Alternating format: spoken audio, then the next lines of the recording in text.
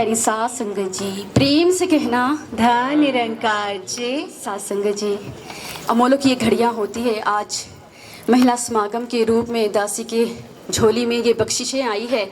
दासी बहुत अपने आप को सौभाग्यशाली समझ रही है। और जब जब समागम का जिक्र आता है, जहन में गोस्वामी तुलसीदास जी की वो पंक्तियाँ याद आ जाती है। संत समागम हरि कथा, तुलसी दुर्लभ दोए, सुत धारा और लक्ष्मी पापी के भी होए। कि धन दौलत बीवी बच्चे सभी के पास होते हैं, लेकिन संत समागम, संतों का मिलन और हरि चर्चा, परमात्मा का गुणगान, इसे दुर्लभ कहा है। और ये किसके लिए सुलभ किया है? ये सुलभ आप जैसे संत महापुरुष होते हैं, उनके लिए कहा है। तो कितना सुंदर वातावरण यहाँ समागम का बना हुआ है। तो ऐसा लग रहा है कि 4 मिले 64 खिले, मिले 20 का जोड़, गुरसिख नो गुरसिख मिले, खिड़े हैं 7 करोड़। तो बड़े सुंदर तरीके से बताया है कि जो संत समागम होता है, यहाँ कोने कोने से महापुरुष आए हैं, दूर दूर से महापुरुष आए हैं। जब 2 गुरसिख मिलते हैं तो क्या करते हैं? 4 मिले 64 खिले। उनकी 2 नजरें, जब उनकी 2 महापुरुषों की नजरें आपस में मिलती है तो 4 नेत्र मिलते हैं, मिले 20 का जोड़। तो साथ संगत जी, जब ये हाथ जोड़ते हैं और एक दूसरे के चरणों में जब प्यार से धन्यकार जी बोलते हैं, चरणों को स्पर्श करके, तो साथ संगत जी 20 का जोड़ बन जाता है। गुरसिख नो गुरसिख मिले, खिड़े हैं 7 करोड़। और कहते हैं साथ संगत जी कि एक शरीर में 3 करोड़ रोम छिद्र होते हैं। जब 2 गुरसिख मिलते हैं तो दोनों को मिलाकर 7 करोड़ रोम छिद्र, ये रोंगटे खड़े हो जाते हैं। ये एक सुंदर व्यवस्था साथ संगत जी की, किस तरह से कि जब जब जिन महापुरुषों से हम मिलते हैं, जितनी बार मिलते हैं, तो पता नहीं कितने सकारात्मक, कितने असंख्य परिवर्तन हमारे हृदय में, हमारे मनों में, हमारे शरीर में, हमारी आत्मा में होते हैं। और परमात्मा को दिया गया समय कभी व्यर्थ नहीं जाता है। हम यहाँ संगत माँ की गोद में बैठकर सत्संग कर रहे हैं, लेकिन परमात्मा पता नहीं कितने हमारे काज, बिगड़े हुए काज, हमारे दुख तकलीफ बीमारियों को दूर कर रहा है, हमारी दुविधाओं को, हमारी उलझनों को दूर कर रहा है। तो इसलिए जब हम सत्संग में होते हैं तो सत्संग का पल पल मूल्यवान होता है। तभी गोस्वामी तुलसीदास जी को लिखना पड़ा, एक घड़ी आधी घड़ी आधी से पुनिहाद, तुलसी संगत साध की कटे कोटि अपराध। कि एक अलग काल की सत्संग का प्रभाव एक मनुष्य के करोड़ों पाप काट देता है, उसके करोड़ों कर्म बंधनों को काट देता है। इसमें कोई संदेह नहीं है, ये सत्य है और सत्य ही रहेगा। इसलिए कहा गया है कि जो सत्संग है परमात्मा के दरबार की सबसे ऊंची चीज है। तभी तो कहा है कि बिनु सत्संग विवेक न होई, राम कृपा बिनु सुलभ न सोई। कि बिना सत्संग के विवेक जागृत हो ही नहीं सकता, और बिना इस रमे हुए राम निरंकार प्रभु परमात्मा की कृपा के सत्संग प्राप्त ही नहीं हो सकती है। अगर आज हम सबको सत्संग श्रवण करने को मिल रही है, आज हम सत्संग में बैठे हैं, तो हम सब पर कृपा हुई है। कहते हैं जब परमात्मा द्रवित होते हैं तब ये सत्संग मिलती है, ना कि अपने पुरुषार्थ से, अपनी बुद्धि से या अपनी चतुराई से सत्संग मिलती है। नहीं सत्संग जी, अगर सत्संग मिल रही है तो आज हम सब पर विशेष कृपा हुई है। आज चुन चुन के रूहें यहाँ बैठी है। तभी कबीर जी को भी लिखना पड़ा साथ संगत जी की, राम बुलावा भेज या दिया कबीरा रोए, जो सुख है साधु संग में, जो सुख साधु संग में, सो बेकुंठ ना होए। कि बेकुंठ में भी वो सुख उपलब्ध नहीं है जो सुख साधु के संग में उपलब्ध है। और ये सुख हम सभी को भी उपलब्ध हो रहा है महिला समागम के रूप में। और साथ संगत जी, महिला को अनेकों नामों से जाना जाता है, और महिला का अनेकों नामों से जाना जाता है। उनमें से एक है नारी।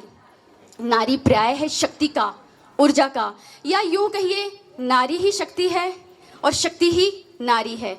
और जब इस नारी शक्ति में, इस नारी शक्ति को जब दिशा मिल जाती है तो ये अत्यंत कल्याणकारी कर्म करती है, अत्यंत कल्याणकारी सहयोग दे सकती है अपने परिवार में, समाज में। तो साथ संगत जी, आध्यात्मिक ज्ञान, अगर संसारिक ज्ञान के साथ आध्यात्मिक ज्ञान को भी एक स्त्री प्राप्त कर लेती है तो वो उसका हर एक कर्म सार्थक होगा, हर एक कर्म शुभ होगा, हर एक कार्य का आदि भी शुभ होगा, मध्य भी और अंत भी शुभ होगा। सात संग जी, दासी को बात याद आ रही है बाबा गुरुवचन सिंह जी महाराज जी की, कि हम सभी जानते हैं साध संगत जी कि ये मानव जीवन है, जो ये मानव है, मानव परमात्मा की सर्वश्रेष्ठ रचना है और नर और नारी इनकी अपनी अपनी अहम भूमिकाएं हैं। बाबा जी ने समझाया था, बाबा गुरबचन सिंह जी ने, कि स्त्री और पुरुष दो पहिया गाड़ी के दो पहिए के समान है। जिस प्रकार से गाड़ी को एक पहिए पे चलाना संभव नहीं है जब तक कि दूसरा पहिया उसके साथ ना जोड़ा जाए, इसी प्रकार से इस पुरुष प्रधान समाज में पुरुषों के साथ साथ महिलाओं का योगदान भी अति आवश्यक है। इसीलिए समय समय पर सतगुरु माता जी इस तरह से महिला समागम के रूप में, सत्संग के रूप में, ना सिर्फ महिला को परिवारों में ही बल्कि संत निरंकारी मिशन की हर एक गतिविधि में समान अवसर, समान स्तर, समान अधिकार प्रदान करके हर एक महिला का व्यक्तिगत विकास कर रहे हैं। पारिवारिक, सामाजिक और आध्यात्मिक विकास हर एक महिला का हो रहा है। और सासंग जी महान जो विचारक होते हैं, उन्होंने भी कहा है कि if you educate a man you educate a man, when you educate a woman you educate a generation. कि जब अगर आप एक आदमी को शिक्षित करते हैं तो आप सिर्फ एक आदमी को ही शिक्षित करते हैं, लेकिन जब आप एक स्त्री को, एक नारी को शिक्षित करते हैं तो आप एक पीढ़ी को शिक्षित करते हैं। कहने का भाव साध संगत जी कि एक स्त्री, हम बहुत सारी बातें सुनते हैं कि जो एक स्त्री है, एक नारी है, वो एक घर की आत्मा होती है, घर का श्रृंगार होती है, घर की शोभा होती है, घर का केंद्र बिंदु होती है और जिसके चारों तरफ घर और समाज घूमता रहता है, रीढ़ की हड्डी होती है। और निरंकारी राजमाता जी ने भी कहा है कि अगर नारी चाहे तो वो घर को स्वर्ग बना सकती है, तो चाहे तो नरक बना सकती है। कि when mind is in itself and its own place it can make a hell and hell of heaven। तो कहने का भाव साध संगत जी कि अगर नारी इतनी सक्षम है, इतनी प्रबल है, तो कमी कहाँ है? फिर क्यों घरों का वातावरण खराब है, क्यों घरों में कलह क्लेश होती है? तो ये कैसे स्वर्ग का नक्शा बन सकता है? तो यहाँ इसका जवाब शहंशाह बाबा अवतार सिंह जी महाराज जी ने संपूर्ण अवतार वाणी में शब्द नंबर 311 में एक ही पंक्ति में दे डाला।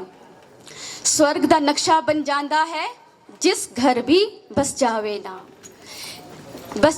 नाम कहते हैं इस निरंकार प्रभु परमात्मा को, प्रभु को, कि जिस घर में, ये उन घरों में संभव है जिस घर में परमात्मा बसता है। ये निरंकार प्रभु परमात्मा का वास होता है, गुणगान होता है, जहाँ सुमिरन होता है वहाँ स्वर्ग बसता है। एक और शब्द आ रहा है घर। तो घर किसे कहते हैं? क्या घर सीमेंट, ईंट, पत्थर से, चार दीवारों से बना हुआ मकान को कहते हैं? नहीं साध संगत जी, घर कहते हैं, घर बनता है घर की स्त्री से। जब घर की स्त्री को आत्मा कहा गया है, केंद्र बिंदु कहा गया है। कहने का भाव साध संगत जी, एक ब्रह्म ज्ञानी जो एक स्त्री होती है, एक स्त्री के पास जो कुछ भी होता है वही वो आगे बांटती है। और ये मन में कैसे बसेगा? इसका तात्पर्य यही हुआ कि घरों में परमात्मा कैसे बसेगा? घरों में परमात्मा तब बसेगा जब घर की स्त्री के मन में परमात्मा बसेगा। और मन में परमात्मा कैसे बसेगा?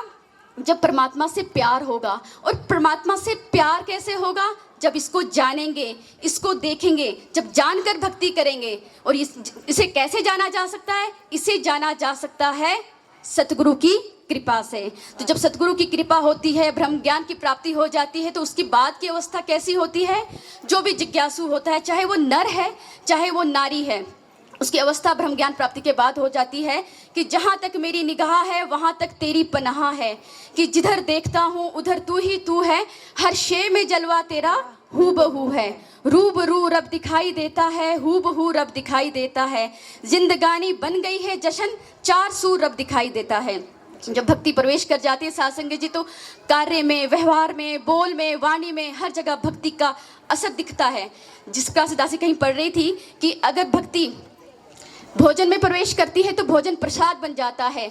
जब भक्ति पानी में प्रवेश करती है तो वो चरणामृत बन जाता है। जब सफर में प्रवेश करती है भक्ति तो सफर तीर्थ यात्रा बन जाती है। जिस प्रकार से दासी सफर करके आई है तो ये तीर्थ यात्रा है। जब ये भक्ति एक व्यक्ति में प्रवेश करती है तो व्यक्ति मानव बन जाता है। और जब मानव के अंदर ये भक्ति प्रवेश करती है तो मानव देवता बन जाता है। यही अरदास, यही विनती कि हम सभी सही मायनों में भक्ति करते जाएं और सभी के घरों में, सभी के परिवारों में भरपूर भक्ति हो और सेवा, सत्संग, सुमिरन के साथ हम सभी भक्ति मार्ग में अग्रसर होते जाएं।